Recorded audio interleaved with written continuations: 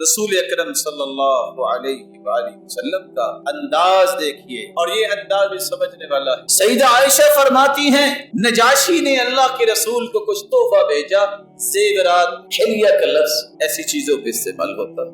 جس تحفے کے اندر ایک سونے کی انگوٹھی بھی تھی۔ آج بچے کی عمر 6 سے 7 دن ہوتی ہے، لوگ عقیقے میں بلائے جاتے ہیں، بچے کے ہاتھ میں بھی بچے کے ہاتھ میں بھی سونے کی انگوٹھی ڈالی ہوتی ہے، اور آنے والا بھی تحفہ پیش کرتا ہے کہ بچے کو بھی سونے کی انگوٹھی دیتا ہے، پتہ چلے میں بڑا مالدار ہوں۔ مالدار تو ہے، اللہ آپ کو برکت دے، لیکن مال کی نمائش کرنا اور ضائع کرنا جائز۔ رسول اکرم صلی اللہ علیہ وآلہ وسلم نے جب دیکھا فیہ فص حبشی، ایسی سونے کی انگوٹھی بھی ہے جس میں حبشی نگینہ بھی لگا ہوا ہے، تو آپ صلی اللہ علیہ وآلہ وسلم نے جب دیکھا فاخذہ رسول اللہ بعود